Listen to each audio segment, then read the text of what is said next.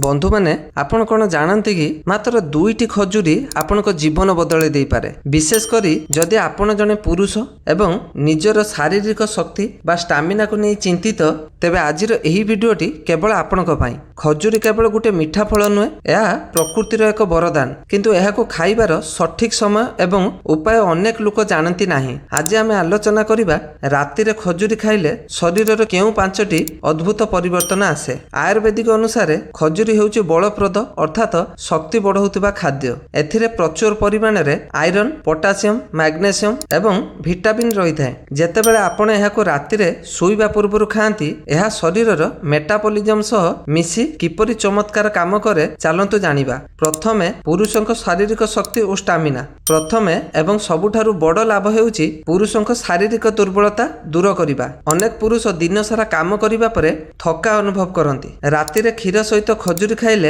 यह शरीरर testosterone hormone स्तर को संतुलित करिबारे सहायता करे। एथिरे थिबा अमीनो एसिड शरीरर स्टामिना बढ़ाई थाए, जहाँ आपण को दिन सारा एनर्जेटिक रखे। जदि आपण को प्रति सप्ताह निज भितरे गोटे नुआ शक्तिर अनुभव करने को चाहूँगी तेबे आज ठारू रातिरे खजुरी खाइबा आरंभ करंतु। द्वितीय परिवर्तन हेउचे आपणकर पेट सफा रहिबो। खजुरी रे प्रचुर परिमाण रे फाइबर थाए। रातिरे एहाको खाइले एहा राति सारा आपणक अंतनळी रे हजम प्रक्रिया को सुधारी थाए। जेउ मानकर कोष्ठकाठिन्य बा कॉन्स्टिपेशन बा गैस समस्या अछि सेमानक पई एहा एक रामबाण औषध। सकाळे उठिबा मात्रे आपणकर प्रथमे पेट सफा हबो, जहा द्वारा आपण हल्का टिके अनुभव करि परिबे। खजुरी रे पोटासियम अधिक एवं सोडियम कम थाए, जहा रक्तचाप बा बीपी को नियंत्रण करिबारे सहायता करे। रातिरे एहाको खाई सुइबा द्वारा हार्ट अटैक रो भय कमी थाए एवं शरीरर खराब कोलेस्ट्रोल स्तर कमी जाए। बंधु माने एहा तो थिला केवल आरंभ। कोन आपण जानिचंती कि खजुरी को क्षीर रे फुटाई खाइले ना पानी रे भिजाई खाइले अधिक लाभ मिले एवं केउ धरणर खजुरी सबुठारु भलो। एहा सहित बाकी थिबा अन्यान्य अद्भुत लाभ विषय आमे आलोचना करिबा। तेनु एही वीडियोटुकु प्रत्येक पार्ट को जमा मिस करंतु नाही। प्रथमे आमे जानिले किपरि खजुरी हजम शक्ति एवं हार्ट पई भलो, किंतु एबे आसंतु जानिबा सही विषय रे जहा पई खजुरी को पुरुषंक पई सुपर फूड कहा जाए। जदि आपण प्रति सप्ताह रे निज शरीर रे गुटे बड़ परिवर्तन देखिबा को चाहुचंती तेबे एही पॉइंट को ध्यान देई सुनंतु। चतुर्थ रे दुर्बलता एवं मानसिक स्वास्थ्य पई अनेक समय रे कामर चाप जोगु पुरुष माने मानसिक भावे थकी जाई थांती, जहार प्रभाव सेमानक वैवाहिक जीवन उपरे पड़ी थाए। खजुरी रे थिबा विटामिन B6 एवं पोटासियम मस्तिष्क को शांत रखिबारे सहायता करे। रातिरे एहाको खाइले आपणकर भल निद हुए। जेतेबेले आपण मन शांत रुहे, शरीर रे हैप्पी हार्मोन वृद्धि पाए, जहा फल रे आपण शारीरिक क्षमता बा फिजिकल परफॉर्मेंस को बढ़ाई थाए। पंचम रे शुक्राणु बुद्धि एवं प्रजनन क्षमता।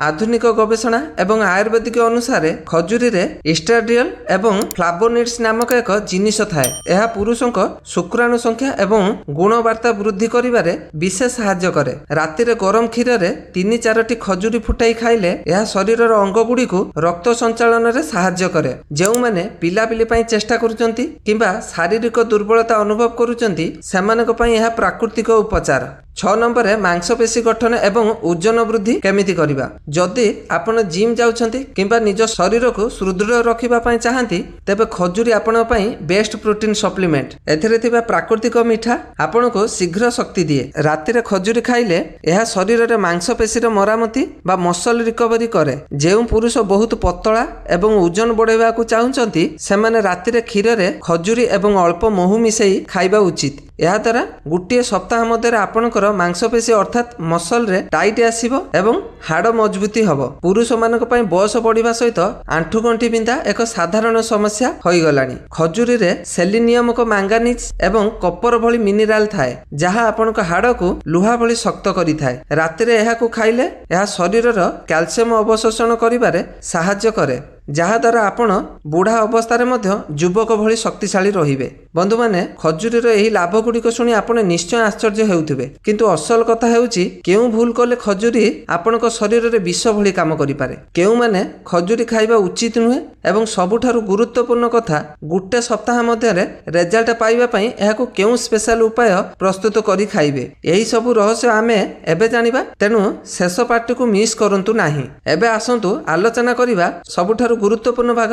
ଏଥିରେ ଆମେ ଖଜୁରୀ ଖାଇବାର ସଠିକ୍ ପ୍ରଣାଳୀ ଓ କିଛି ସତର୍କତା ଏବଂ ଏକ ପ୍ରଭାବଶାଳୀ ବିଷୟରେ ଜାଣିବା। ବନ୍ଧୁମାନେ, ଏପର୍ଯ୍ୟନ୍ତ ଆମେ ଖଜୁରୀର ଅନେକ ଲାଭ ବିଷୟରେ ଜାଣିଲେ, କିନ୍ତୁ କୁହାଯାଏ ନା, କୌଣସି ଜିନିଷକୁ ଯଦି ଆମେ ଭୁଲ ଉପାୟରେ ବ୍ୟବହାର କରିବା ତେବେ ତାହା ଲାଭ ବଦଳରେ କ୍ଷତି କରେଇଥାଏ। ତେଣୁ ଖଜୁରୀକୁ କିପରି ଖାଇଲେ ଆପଣଙ୍କର ମାତ୍ର ଗୋଟେ ସପ୍ତାହରେ ନିଜ ଶରୀରରେ ଫରକ ଦେଖିପାରିବେ, ଚାଲନ୍ତୁ ସେହି ବିଷୟରେ କଥା ହେବା। ଖଜୁରୀ ଖାଇବାର ସର୍ବୋତ୍ତମ ଉପାୟ ହେଉଛି, ଯଦି ଆପଣ ନିଜର ଶାରୀରିକ ଷ୍ଟାମିନା ଏବଂ ପୁରୁଷତ୍ୱ ବୃଦ୍ଧି କରିବା ପାଇଁ ଚାହୁଁଛନ୍ତି, ତେବେ ରାତିରେ ଶୋଇବାର 30 ମିନିଟ୍ ପୂର୍ବରୁ ଏହି ଉପାୟଟିକୁ ଆପଣାନ୍ତୁ। ପ୍ରଥମେ 3-4ଟି ଭଲ ମାନର ଖଜୁରୀ ନିଅନ୍ତୁ ଏବଂ ତା ଭିତରେ ମଞ୍ଜି ବାହାର କରିଦିଅନ୍ତୁ। ଗୋଟେ ଗ୍ଲାସ ଗରମ କ୍ଷୀରରେ ଏହି ଖଜୁରୀକୁ ପକାଇ 5ରୁ 10 ମିନିଟ୍ ପର୍ଯ୍ୟନ୍ତ ଧିମା ଆଞ୍ଚରେ ଫୁଟାନ୍ତୁ। ଯଦି ଆପଣ ଚାହିଁବେ ଏଥିରେ ଗୋଟେ ଚୁଟକି ଗୋଲମରିଚ ଗୁଣ୍ଡ କିମ୍ବା ଅଳ୍ପ କେଶର ମିଶାଇ ପାରିବେ, ଯାହାଦ୍ୱାରା ଏହାର ଶକ୍ତି 2 ଗୁଣା ବଢ଼ିଥାଏ।